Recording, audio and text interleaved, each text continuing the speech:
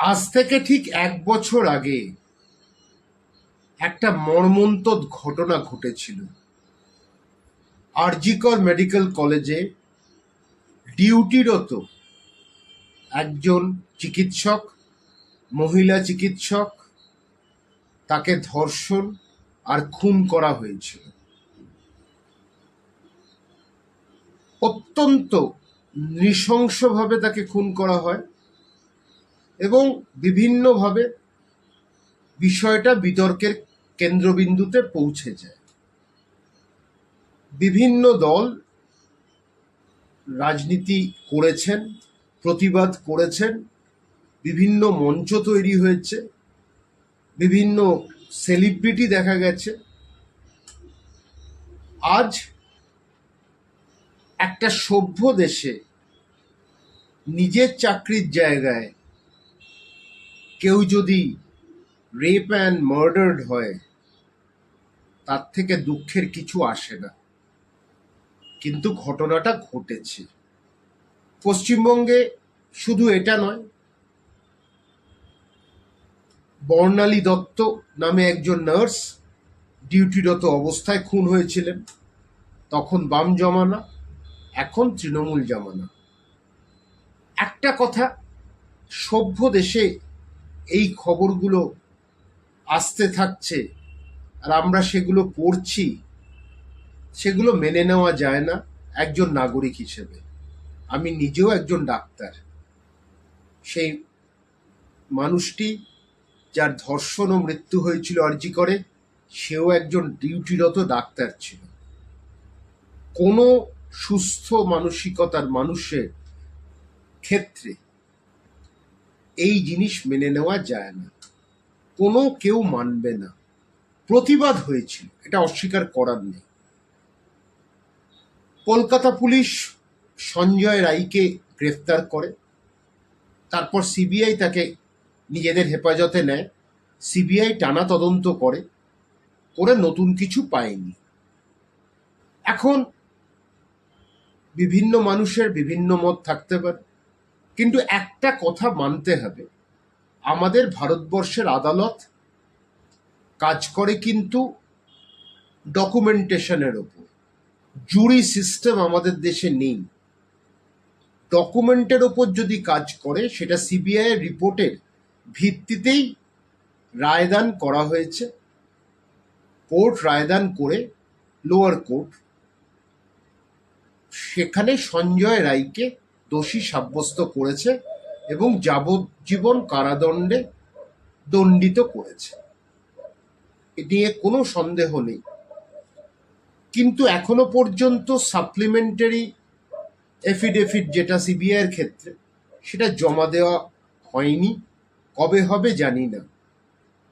CBI এর কে নিয়ে অনেক প্রশ্ন আগেও ছিল, এখনো আছে। কিন্তু একটা বিষয়, এই প্রতিবাদ হয়েছে, প্রতিবাদের মধ্যে এখানে নিরপেক্ষতা বজায় শেষ দিকে ছিল না। প্রথম 7-10 দিন কিন্তু কোনো অসুবিধা ছিল না। সাধারণ মানুষ ঝাঁপিয়ে পড়েছে, রাত জেগেছেন, আলোচনা করেছেন, গর্জন করেছেন সাধারণ মানুষ।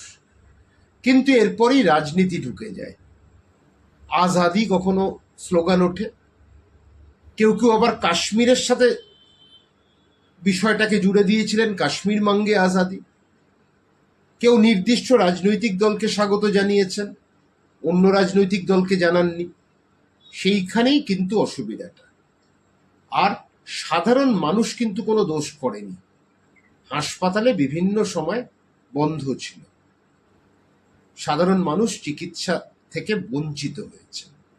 এবং পরবর্তী ক্ষেত্রে দেখা গেছে বিভিন্ন ডাক্তার এই সুযোগে স্বাস্থ্যসাথী প্রকল্পে বিভিন্ন মানুষকে চিকিৎসা করে গেছেন হাসপাতালের বাইরে। দ্বিচারিতা ঠিক নয়। আন্দোলন হবে নিশ্চয়ই, প্রতিবাদ করতে হবে, প্রতিবাদের জায়গায় আমাদের নিয়ে যেতে হবে।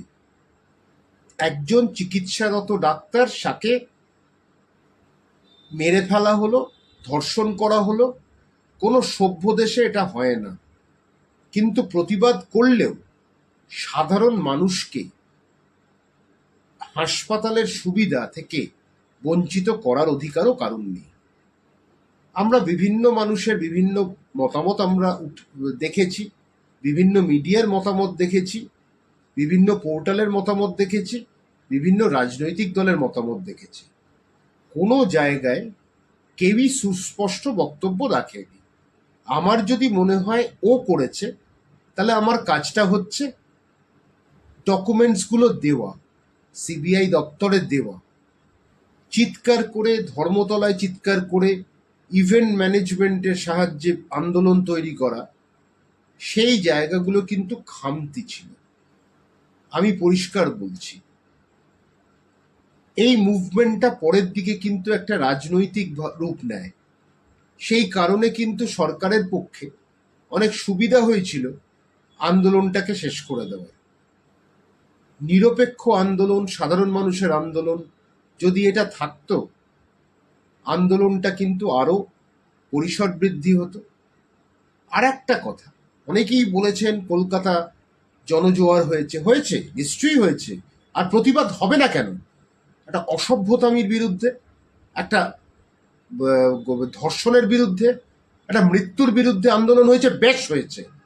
কিন্তু রাজনৈতিক রং যখন লেগে গেছিল বা রাজনৈতিক ব্যক্তিরা সামনে এসে গেছিল, তখন কিন্তু আন্দোলনের যে মাত্রাটা সেটা কমে গেছিল। কোটি কোটি টাকা উপার্জন যাই যেভাবেই হোক এসছে, তো বিভিন্ন জায়গায় সেটা প্রমাণ করেছে মানুষ। কিন্তু একই সাথে অভয়া আন্দোলন চলেছে, অভয় আন্দোলন হওয়া উচিত ছিল, আমিও বিশ্বাস করি। কিন্তু রাজনৈতিক রং লেগে গেল বলেই সমস্যার কিন্তু উৎপত্তি এখান থেকে। সাধারণ মানুষের বিশ্বাসটা কমে গেল।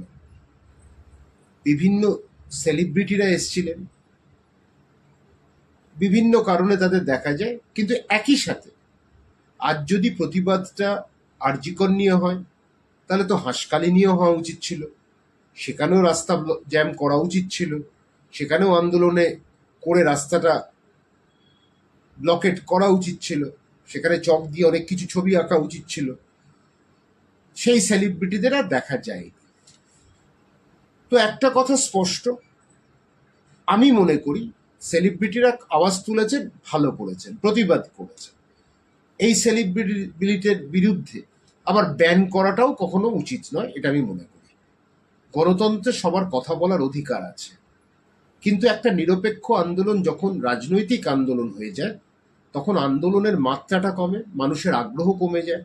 সাধারণ মানুষ যখন বিভিন্ন স্লোগান শুনেছেন, তখন কিন্তু মানুষের আর ইচ্ছাটা ছিল না। তবুও বলি, যা ঘটনাটা ঘটেছে, যে কোনো সরকার যারা রয়েছে তাদের পক্ষে এটা লজ্জা। যে রাজনৈতিক দল পাওয়ারে রয়েছে তাদেরও লজ্জা, গণতন্ত্রের পক্ষে লজ্জা, ভারতবর্ষের পক্ষে লজ্জা। স্বাধীন ভারতবর্ষে অসভ্যতামি হয়, তাহলে সেটাও লজ্জা। ঘটনাচক্রে এইরকম ঘটনা আর যাতে না ঘটে, ডাক্তারদের ওপর মানুষ আক্রমণ